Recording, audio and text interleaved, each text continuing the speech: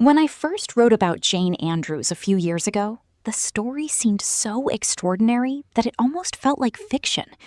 A young woman from a modest background lands a job working for Sarah Ferguson, begins moving through royal palaces, meets Princess Diana, travels the world, and becomes one of the people closest to the Duchess of York. Years later, she is arrested and convicted of murdering her boyfriend. It is precisely those contradictions that make The Lady one of the most intriguing television premieres of the year. The four-part miniseries, produced by Left Bank Pictures, the company behind The Crown, premiered on ITVX in the United Kingdom and is available internationally through MGM+. Only the first 2 episodes have been released so far, but it is already easy to understand why the production has attracted so much attention from the British press. This is not simply a true crime drama, nor is it merely another royal story. It is an unlikely combination of both, and perhaps even more surprisingly, one that works remarkably well. The series follows Jane Andrews, played by Mia McKenna-Bruce, who won the BAFTA Rising Star Award after her acclaimed performance in How to Have Sex. It is an enormously challenging role because Jane remains a figure who can be interpreted in radically different ways, depending on who is telling the story.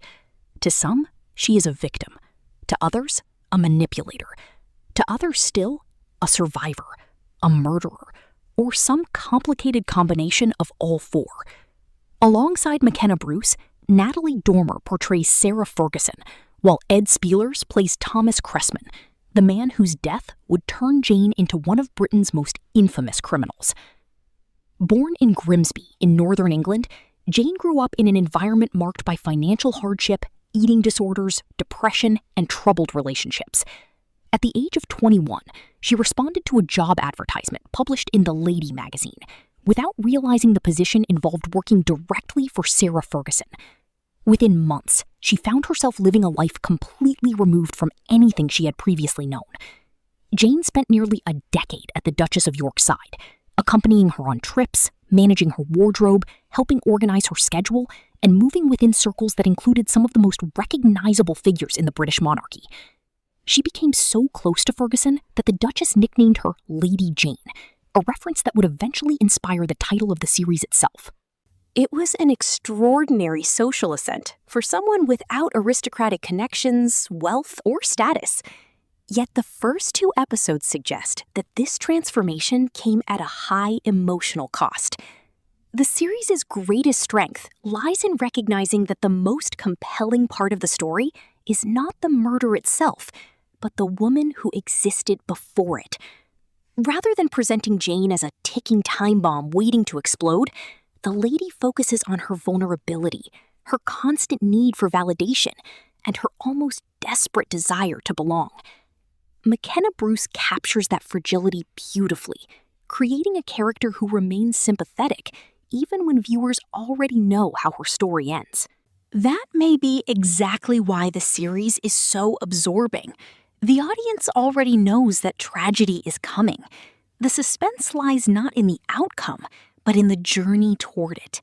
With each episode, the sense grows that we are watching someone far more emotionally fragile than the people around her ever realized. Her eating disorders, anxiety, destructive relationships, and inability to cope with rejection emerge not as excuses for what happened, but as pieces of a far more complicated portrait than the headlines ever allowed. The production is equally impressive in its recreation of the period. Beyond the costumes and locations, it successfully captures an era when the royal family still seemed distant, glamorous, and almost mythical to outsiders. Natalie Dormer understands that balance perfectly in her portrayal of Sarah Ferguson. Her Fergie is charismatic, impulsive, warm, and occasionally reckless, but the series avoids turning her into a villain. In fact, this may be one of the rare stories involving the Yorks in which Sarah Ferguson appears largely innocent. Yes, she allowed Jane to become a constant presence within her inner circle, and undoubtedly contributed to the fantasy of belonging that her assistant developed. Even so, nothing suggests she could have foreseen what would happen years later. Those events eventually transformed Jane Andrews into an international headline. In September 2000, after months of conflict and arguments about the future of their relationship, Thomas Cressman was attacked while he slept. According to the prosecution, Jane used a cricket bat and later a knife to kill him before fleeing. She was found days later, stood trial, and was convicted of murder in 2001. Her defense argued that she suffered from serious psychological problems and had been living within a coercive and abusive relationship. Prosecutors presented a different narrative, portraying her as a woman unable to accept the end of a romance that symbolized her continued place in a world she had always longed to join. The series deserves credit for refusing to resolve that debate in simplistic terms.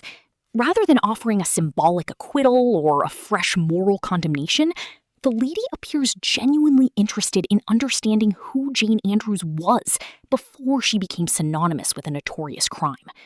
That decision makes the first 2 episodes particularly compelling and helps explain why so many critics have singled out McKenna Bruce's performance as the heart of the production. Elegant, exceptionally well acted, and supported by meticulous historical reconstruction, The Lady succeeds in making a widely known British case feel surprisingly fresh. It also accomplishes something I never expected to see work so effectively: a series that appeals equally to true crime enthusiasts and followers of the British royal family.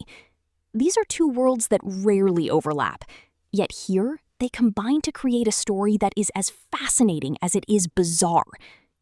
There are still 2 episodes left before Jane Andrews' story reaches its conclusion, but the impression left by the opening half is overwhelmingly positive. If the series can maintain the balance between psychological study, human drama, and historical reconstruction that has defined its first episodes, The Lady has every chance of becoming one of the most interesting British miniseries of the year. And after these first 2 chapters, I am genuinely curious to see how the production chooses to end a story whose outcome we already know, but whose mysteries continue to provoke debate more than 2 decades later.